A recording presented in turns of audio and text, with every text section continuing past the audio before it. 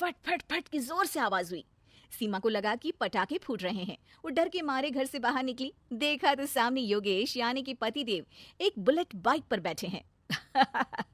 अरे डर गई क्या? बाइक लेकर आया हूँ तुम्हें घुमाने के लिए। सच में? मुझे लगा पटाखे फूट रहे हैं। अरे पटाखे भी फूटेंगे और मिठाई भी बटेगी। माँ को तो बुलाओ। माँ भी बाहर आ जाती है। अरे योगेश बेटा, इतनी जल्दी आ गया? और ये गाड़ी किसकी है? साहब की है? हाँ माँ, तुम्हारा बेटा साहब से कम है क्या? मेरी है। अरे बेटा, इतनी बड़ी गाड़ी ले ली, इससे तो तू घोड़ा ही ले लेता। महंगी पड़ी होगी ना? माँ महंगी सस्ती छोड़ो और मिठाई लाया हूँ, गांव में बंटवा दो। अरे बंटवा क्यों दो? पीछे बैठो, गांव में बांट कर आते हैं। सब खुश थे। योगेश गांव के बाहर एक कोयले की खादान में मजदूरी करता था। मेहनत और अकल से उसने वहां ठेकेदारी का काम सीख लिया और सूझबूझ से ठीक ठाक पैसा बनाने लगा। गांव में बात फैल गई कि योगेश के घर धमाका गाड़ी आई है। ऐसी गाड़ी पहले कभी किसी ने गांव में तो देखी नहीं थी। योगेश और माँ गाड़ी से वापस घर आ जाते हैं। बेटा, बाबूजी ऊपर से देख रहे होंगे और आशीर्वाद भी दे रहे होंगे तुझे। वो होते तो उनको भी घुमाता माँ। पूरे गांव में नाच नाच के मिठाई बांटने जाते। जैसे मैंने नाच नाच के बांटी थी जब वो अपने लिए एक साइकिल लेकर आए थे। बस बस, बाबूजी दो बात भी सुनाते कि फटफट वाली फटफटी ले आया। सीमा आगे कहती है, अपने लिए तो ये गाड़ी ले आए और मेरे लिए? अरे ये गाड़ी तुम्हारे लिए ही तो है। पक्का मेरे लिए है? अरे पक्का तुम्हारे लिए है। अगली सुबह जब योगेश सो रहा होता है तो उसे बाहर से गाड़ी की आवाज आती है। वो घबरा कर चिल्लाता है, चोर चोर, मेरी गाड़ी ले जा रहा है, चोर चोर। माँ भी जागती है और योगेश के साथ दरवाजे की तरफ भागती है। जैसे ही दोनों बाहर निकलते हैं तो देखते हैं कि सीमा गाड़ी चला रही है। अरे बहू, नाक कटवाओगी क्या? ये क्या कर रही हो? अरे गिर जाओगी, ये क्या कर रही हो तुम? सीमा गाड़ी को रोक कर कहती है, सारे गांव में घुमा लाई, कहीं नहीं गिरी। क्या? सारे गांव में घुमा लाई? अरे लोग क्या कहेंगे बहू, सोचा क्या एक बार? यही कहेंगे कि कितनी अच्छी गाड़ी है। अरे तुम्हारे बारे में।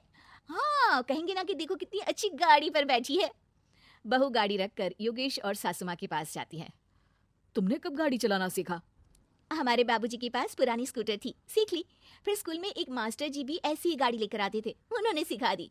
हाँ हाँ, स्कूल के मास्टर आजकल यही सब तो सिखा रहे हैं। पढ़ाई का कुछ सिखाते तो कुछ भला होता। अरे बहू, अब गाड़ी मत चलाना। हमारे परिवार में कभी किसी औरत ने पीछे से आगे की सीट पे आने की हिम्मत नहीं की है। तुम भी मत करना, समझी? जी समझ गई माँ जी। सीमा सास की बात सुनकर चुपचाप रसोई में जाकर उदास होकर खाना पकाने लगी है। सास सुबह सुबह मंदिर से पूजा करके लौट रही होती है। तभी उसे दो औरतें रोक लेती हैं और कहती हैं, अरे बहू को थोड़े अच्छे लक्षण भी सिखा दो। गाड़ी चलाने निकली थी, गांव की मर्यादा का कोई ख्याल नहीं है। वही तो। अरे पैसे आने लगे हैं तो क्या मतलब कि किसी रीति रिवाज को नहीं मानोगे? अरे समाज में रहना है तो समाज के ढंग से ही रहना पड़ता है। अरे लाज भी नहीं आई बहू को? चूल्हे चौके से निकलकर सीधे गाड़ी लेकर चौराहे चबूतरे नाप लिए, फाट फाट फाट करते हुए।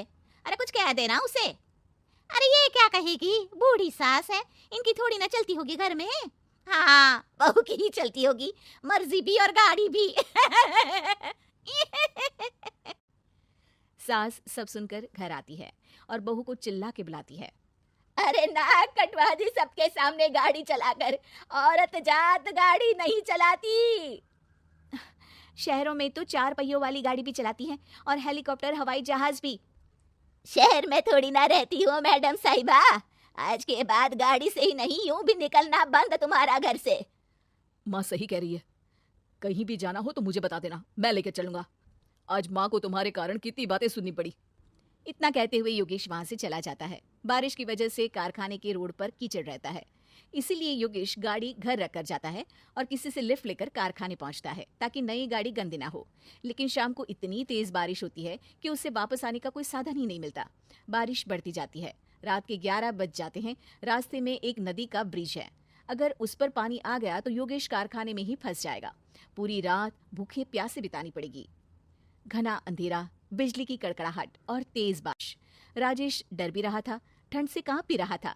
तभी उसे रोड से आती हुई एक रोशनी दिखती है। वो देखता है कि उसके सामने एक बाइक आकर खड़ी हुई है। वो ऊपर वाले को धन्यवाद देकर उस बाइक वाले आदमी की तरफ बढ़ता है, पर पास जाकर देखता है तो भौचक्का रह जाता है। सीमा, तुम यहाँ इतनी बारिश में गाड़ी पर? पहले बैठो तो, नदी ब्रिज पे आ जाएगी तो जाना मुश्किल हो जाएगा। योगेश गाड़ी के पीछे बैठता है। सीमा गाड़ी चला रही है। मैंने तो तुमको पहचाना ही नहीं। गाड़ी की आवाज तो पहचानी होगी ना। अरे पर मुझे नहीं पता था कि तुम आओगी। अच्छा किया कि तुम आ गई। माँ नहीं आने दे रही थी, पर हमेशा पति पत्नी की रक्षा थोड़ी ना करेगा, पत्नी को भी तो करनी चाहिए। योगेश को सुबह अपने किए पर पछतावा होता है। उसकी आंख में आंसू आ गए जो बारिश की बूंदों में बह गए थे। उसके बाद सीमा को सास ने और योगेश ने खुशी खुशी समाज की सीमा लांघने की मंजूरी दे दी। अब वो जहां भी जाती फट फट फट गाड़ी पे ही जाती।